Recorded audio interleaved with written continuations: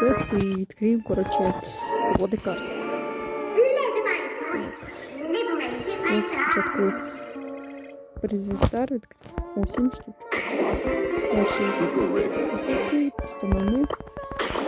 Клик. У нас трішки сили. Просто монет. Редкий.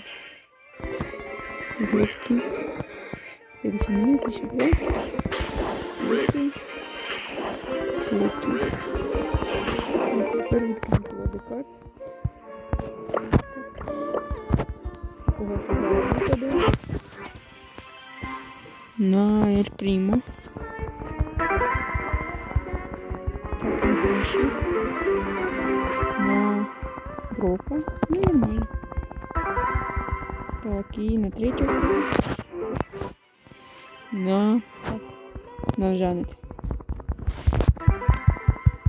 Так, ой, Блінги. Монет. Блінги 20. 52. Блінги 20.